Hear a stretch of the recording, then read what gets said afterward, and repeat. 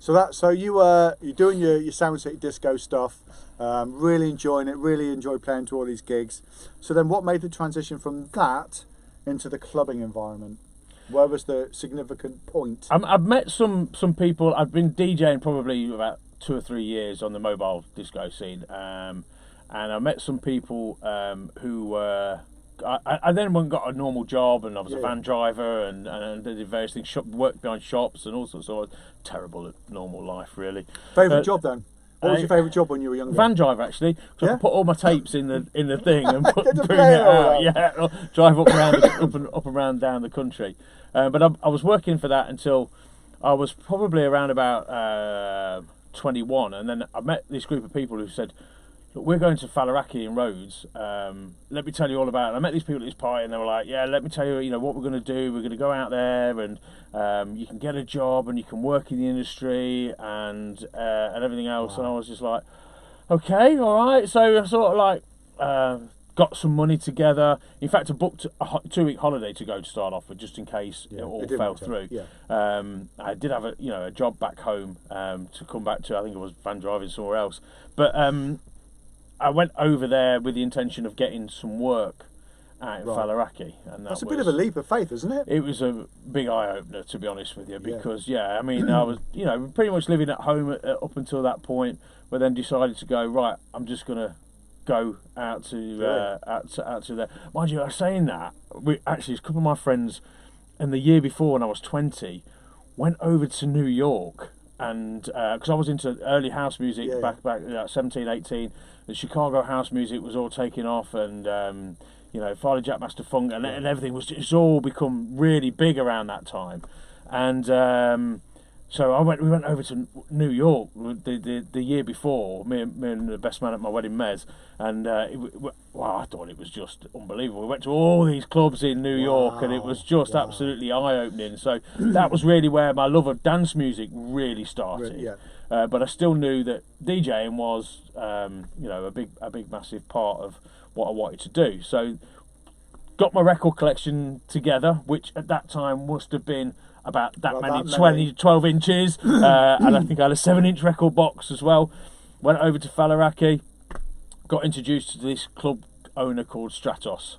So he said to me, hello you, that's my very bad accent. sorry to any Greek people out there that are listening. He was lovely, Stratos was really. But he says, when you last DJ in nightclub? And I says, Saturday night. No, at that point I'd never DJed at a nightclub. I'd been doing mobile discos.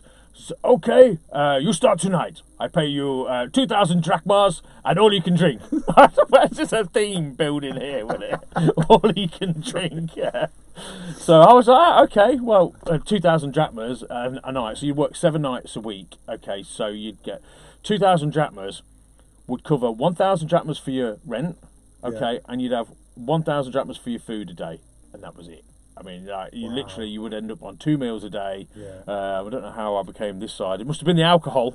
It must have been that.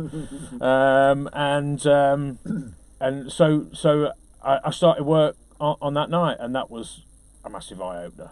Wow. Was it a big club? Well, it was Set Disco in Faliraki, which was probably the biggest nightclub. Hadn't got a clue what I was doing, not a clue. I was down to do the warm-up and the lights, and that was my job for the thing, to do the warm-up and the lights.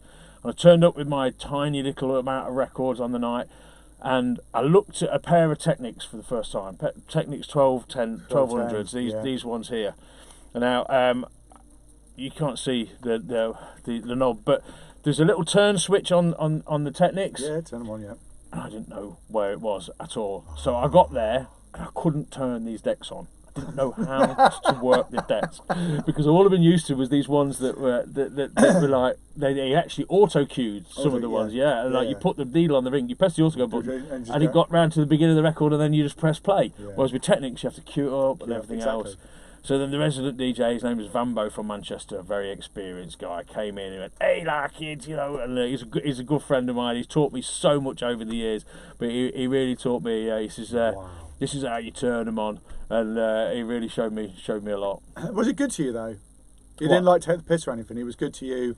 He like, Well, or did he make it quite difficult as a newbie in the Well, you in know, the scene? I was 21-year-old young man who'd coming in to his nightclub. I suppose you know he was really actually quite welcoming and showed me a lot of the stuff. You know, and I think as the years progressed, we probably got a bit more of a rivals because I learned very quickly. But you know, he took me under his wing, and he would tell me consistently that I was rubbish on the microphone, absolutely rubbish. So he would actually even come in the daytime, and this other guy called Bruce would come in the daytime when everyone else was out in the sunshine in Faliraki, and he would come in and he'd get me in and get me on the microphone and stand at the back of the club, turn all the stuff on, right, now talk, and he'd go, can't hear you, and until I got it right. And there is an art form to that. You know, as much as there is the mixing side of stuff, to be an MC or to be, you know, to talk on a microphone, to actually be clear and coherent is a real art form, as you well know. I do well know. Yeah, it's hard. So not easy. Yeah, so I learned a lot.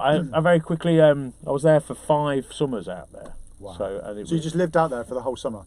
A whole summer, yeah, and it was like 8 months a year. So what did you do about work in the UK then? Well, you'd save up your money from the winter, right? And then you'd just come back and you'd find work if you could. Sure.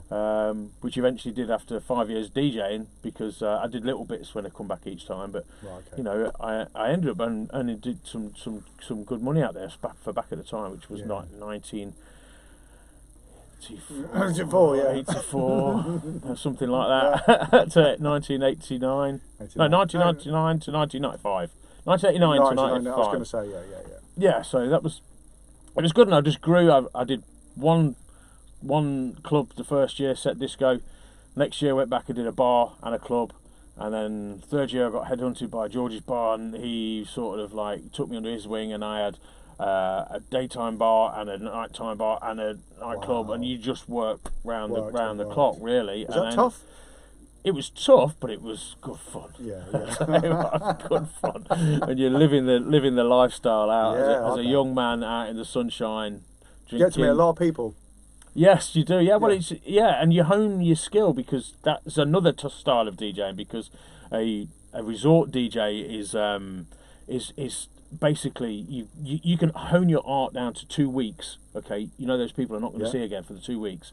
Right, so every single night is their party night. So you've got bang, bang, bang, bang. It's got to be 2 weeks. Yeah, so that's it. Starts again. So the next people come in. So you know, so they don't see you. So they don't see your act that you've done for all that time. You know, some people now see my act for like 20 odd years, but you know, that's the way it is. Probably a lot of you are sick of my act after 20 years. But yeah, so it was a real good stepping stone in how to. So what was out of those 5 years, and I'm sure you've got many stories that you could tell people watching or listening, if there was one party or one night that was just the most insane night ever, is there one that's you can talk about? Quite possibly not, but I did crash my motorbike at the end of that night with the basket on the front, smacked it into the back of a taxi, went straight up into the air and landed on my shoulder. I think I lost about 60 quid playing killer at pool. Oh my god, wow. After drinking flaming Zambucas. Have you ever done them? Flaming on there, and you see bang. So don't ever do that on your moped, boys and girls. Don't drink and drive. No, that's right. So yeah, that was a funny night. So why was it only the 5 years then? Everything has a cycle. Everything has a time. You know, my time came to an end for various different reasons out there. Probably won't go into. But you know, it was a great time, and as luck would have it, it actually turned out to be the right time, because when I came back, there were some people who needed a DJ at a place called Crystals in Colville.